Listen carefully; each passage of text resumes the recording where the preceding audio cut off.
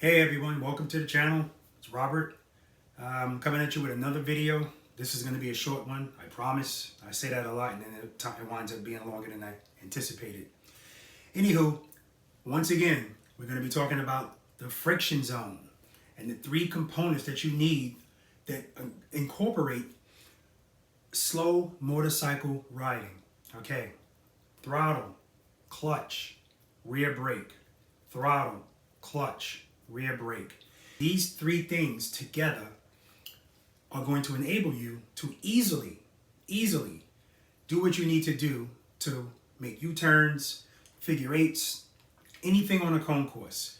Now those three things also, in addition, your confidence, because without the confidence, even if you have those three things working, you're not going to feel confident enough to lean the motorcycle and do what you need to do. So my recommendation is, and I think I said this before, here's your hands. Your right hand is controlling the throttle, your left hand is on the clutch. Now, I already think that there's a lot of stuff going on. So there are people that like to rev the engine while they're doing this slow riding. Now, if that's something you're accustomed to already, no problem. But if you're just starting out with this, I find it easier to just hold the throttle so that you have the RPM 1500, 2000, just hold it there and then you can hear it. And then you're regulating your speed just by letting the clutch out a little bit. You're staying in that friction zone. And we all know the friction zone is the area where right between giving the rear wheel power and stopping the rear wheel from having power. You're right in the middle. That's the friction zone. And on top of that, you're using that rear brake that's also going to help you regulate your speed. These three things together, everything's going to be easy. All right? You just have to trust that as long as you have power going to the rear wheel, you can lean that motorcycle all the way. It's not going to fall. All right? So this first video I'm going to show you, again, is from when I was working and I was practicing in the parking lot. It's on a Road King. And again, double serp, goes into a U-turn, and then it's like a semi-figure eight. I don't actually do the figure eight, but I actually go through the U-turn and then I come out and come across and then go back the other way on the U-turn. Because that's another thing I want to talk about, which is U-turns or turning the motorcycle. For whatever reason, making left turns are easier than making right turns. So it's like anything else. If the thing that's hardest for you to do, you need to practice on that more. All right?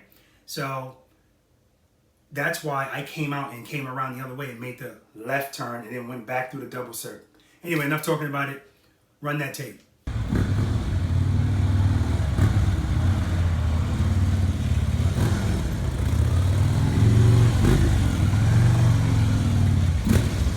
Okay, so you'll notice that when I pull into this U-turn, that's the confines of 2 parking spaces, so that's 18 feet.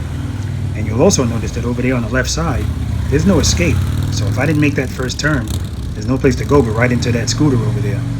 You just have to know that the bottom line is, if you know you can make that turn in 18 feet, it doesn't matter how many cones are on the outside, it doesn't matter if there's a wall on both sides. Have the confidence to know you can make that turn. Okay, so as you saw in that tape, on that Road King, the Road King, I'm kind of sitting up a little bit higher. The handlebars are higher, so I can turn a lot easier. I don't have to worry about the handlebars hitting my legs. Unlike on my Street Glide now, that's the issue I have with the handlebars. If I turn them all the way, they hit my leg. But although that motorcycle looks bigger, it's actually lighter than my Street Glide.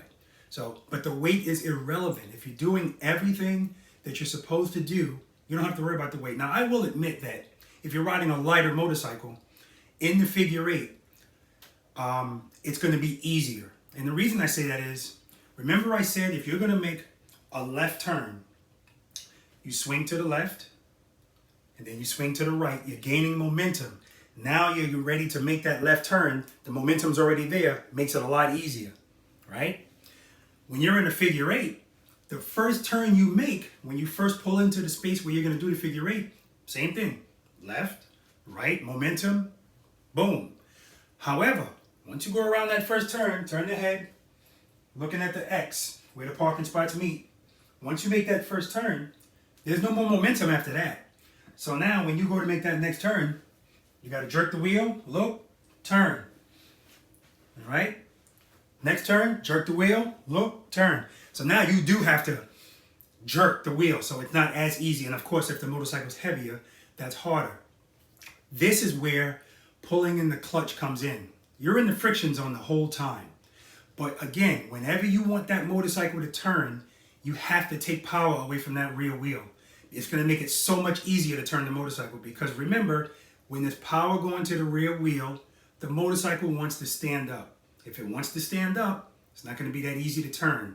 So as soon as you're going to turn, you come, pull the clutch in. You already have the clutch in anyway, because you're in the friction zone, but you don't have it all the way in. You have it in that friction zone. Pull it past the friction zone just for that moment that you're making that turn, and then let it out, and it'll pick itself up, and then it'll take you into the next turn. Same thing. All right? Okay, so in this video, on my street glide, I'm practicing the figure 8 within the confines of 4 parking spaces. That's 18 feet wide by 36 feet long. And the goal is to stay within the 18 feet wide and the 36 feet long. And again, if you're using the proper techniques, especially on this motorcycle, it's easy as it can be. The goal is also to, whenever you cross the 4 spaces, you should be crossing right at the T, right where the 4 spaces meet in the middle. That's also your focal point, if that helps you. When you go to make your turn, look across your shoulder, look right there. Wherever you look, that's where you're going to go. You'll go right across it, turn, squeeze the clutch, let it out, look at the X. All right, roll that tape.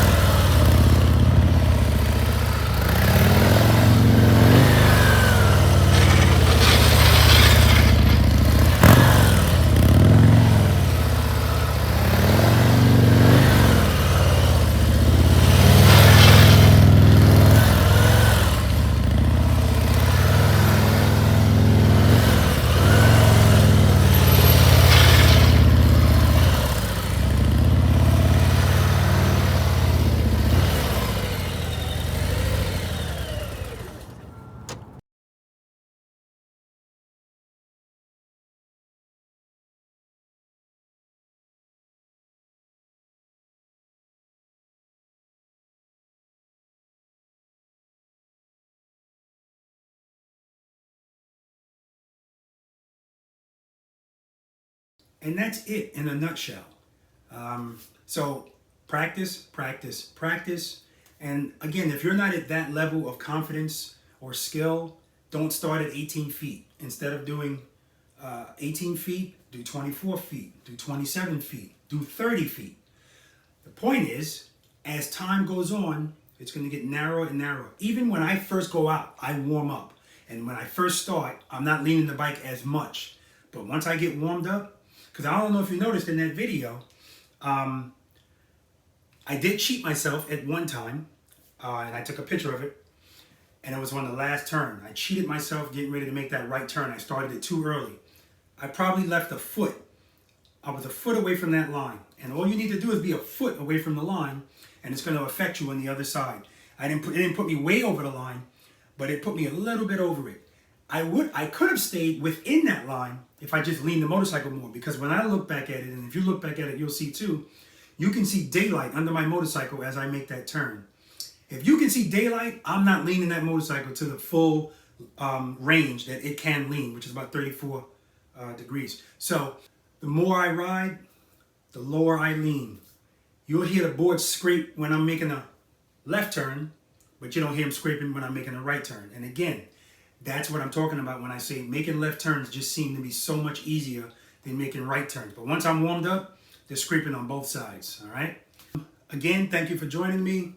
Like, subscribe, share, all that good stuff. I'm representing where I first started, PSA 7, NYPD Housing Bureau. All right, all my brothers, sisters out there in blue, big ups to you. And definitely to my housing people, big ups to you. All right, take care, be safe, wear those masks.